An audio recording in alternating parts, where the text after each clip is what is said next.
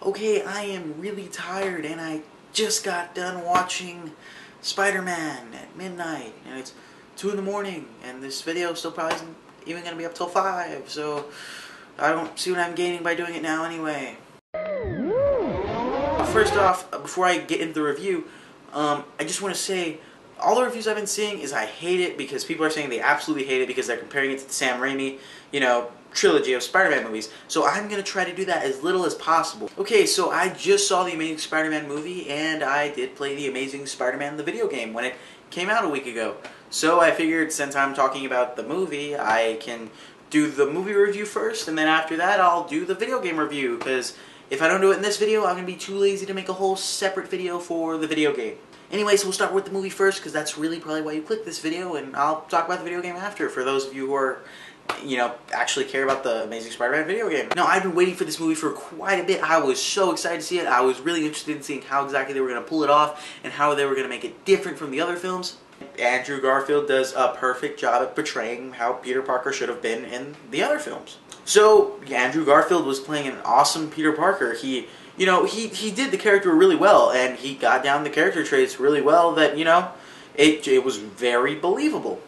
Now, if you're a comic book nerd like me, and you actually, read the comic books and you know how Peter Parker is, he does, justice to the character, and he did it really well. Now, I really like how they didn't take their time to completely, spend half the movie on how he got his powers and all this other stuff, because, everyone knows the story by now, and he gets bit by a radioactive spider and gets powers. So they didn't really, specifically stay on that point. It happened, and it happened. They don't completely, pass it by. They could touch on it for a little bit, and, but it's really interesting how they did it, and they just move on, because they're well aware everyone knows the story already.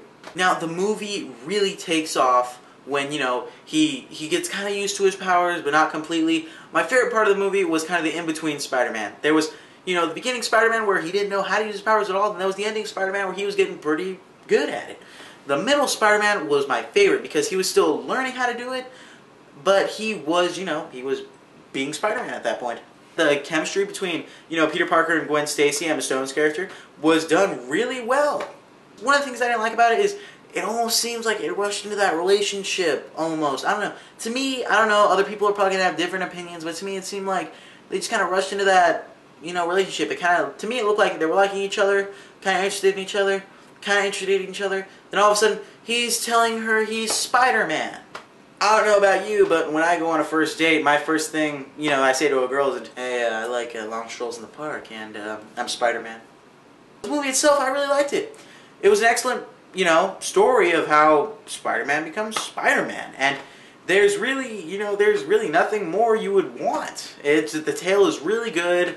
It touches on some stuff that they didn't talk about in the other films, but by the end of the movie, it leaves you with probably more questions than answers. Okay, and that is my review for The Amazing Spider-Man. It was a really good movie. The love interest was really interesting. The villain could have been a little bit better. Not saying he was bad, he's done really good.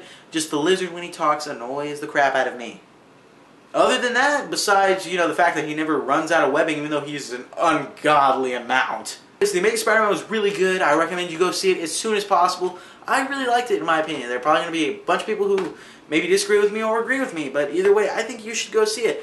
I'm going to give The Amazing Spider-Man a 4 out of 5 stars, and I'm not sure if that's, just me being tired or my, Spider-Man being my favorite Marvel hero coming out, but that is the rating I'm going to give it, 4 out of 5 stars. It was just really good. If the villain was touched up a little more, and maybe the romance thing between Gwen Stacy and Spider-Man was touched up more, and he actually ran out of web fluid at some point, I would have given it a 5. But this movie, I really liked it. So you need to go see it as soon as possible.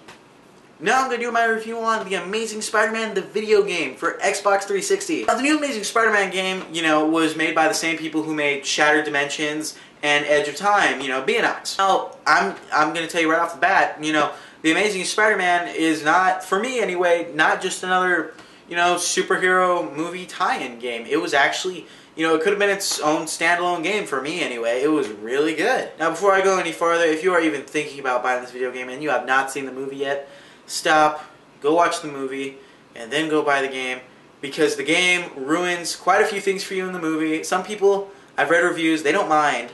But for me personally, I was kind of upset that I, got the game before the movie. 'Cause now I just wished I would have watched the movie first and then played the game, because I feel like a big old chunk of the movie was ruined for me. And it was, now that I've seen the movie, it really was.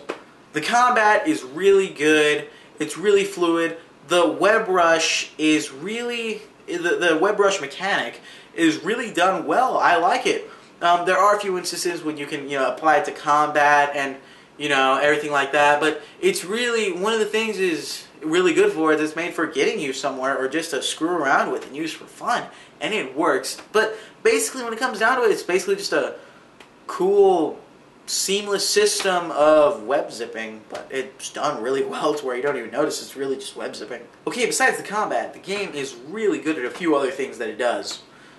Now, first of all, it has a stealth mechanic that you can use during combat and just actually you can just use to go around enemies too if you wanted to be a sissy like that. The stealth mechanic works out pretty well for this game. What was driving me while playing this game was the story. It was highly above average for a movie tie-in game, and it was really good. It does take place after the events of the Spider-Man movie, and that's why I'm saying you should see the Spider-Man movie first, because it does take place after, but it ruins quite a bit, large bit of what actually happens. It's not taking place within the movie, it's taking place after the movie. After the whole lizard thing's already done with, and then a new problem's breaking out, but it has to do with the old problem, and, then they explain some stuff that happened, and then it spoils a bunch of crap, and you're disappointed, and then, then you fall into a tea party, and then that's why I need to buy DirecTV, and it's a mess, it's a mess. None of the villains really, first of all, they're all like, the side villains, like Rhino, Scorpion. They're not like the big name villains, kind of the side ones. Rhino, Scorpion, the Iguana, Vermin. None of them have a personality or even talk. They're all mindless beings, all made by Oscorp, that only roar at you and aren't even humans. They're mutated animals. And it even tells you that within the first, 5 minutes of the game. None of the villains are human at all. They're just mutated animals.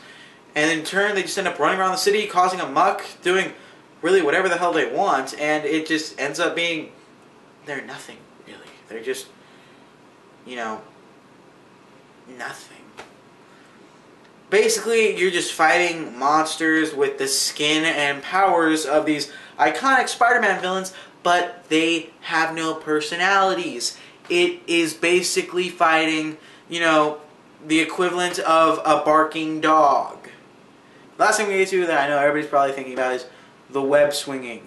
Once you get past the fact that, you're swinging on clouds, it's actually really fun. Now, you actually have to be, building level. You have to be leveled with whatever buildings are around you to even be able to spin a web. But even when you do spin a web, it just goes straight up. Even if you're around buildings, you don't really see yourself attached to them. You just kind of get the point like, oh, I'm around buildings, so I'm able to just swing. It's really fun, and because the camera's a lot closer to Spider-Man's back, you feel like you get more velocity, and I'm not sure if you actually do or if it's just the illusion, but either way, it is cool. So I'm going to go ahead and give it, a 3.5 out of 5 stars, and I'm only giving it the half of the 3.5 because I think a 4 is a little too high, because that means it's almost perfect, and it's not. And a 3 is kind of average, but this is above average, so I'm kind of stopping at 3.5. So The Amazing Spider-Man, 4 out of 5 stars. The Amazing Spider-Man, the video game, 3.5 out of 5 stars. Both really good. I like them. The Amazing Spider-Man, of course, I liked it as a movie. And the video game, I liked it as a video game. But they were both considerably good for what they were. So thank you for watching my review on the Amazing Spider-Man movie and video game. I hope you enjoyed it. If you have any suggestions on other things that I should review, let it be video games or movies, you can leave a comment below. I did see Men in Black and Madagascar 3. I'm probably going to put those in one video and review it because I'm too lazy to do 2 separate videos for that. So I really hope that this video was informative and helped you make a decision on whether or not you're going to see this. Or maybe you just like to hear my opinion on things. Or maybe you just like to hear me rant. Or maybe my face is just so damn good looking, you had to click on the video. Anyway, thank you for watching. I hope you watch more of my videos. I'm going to go crash now because I am tired. Bye.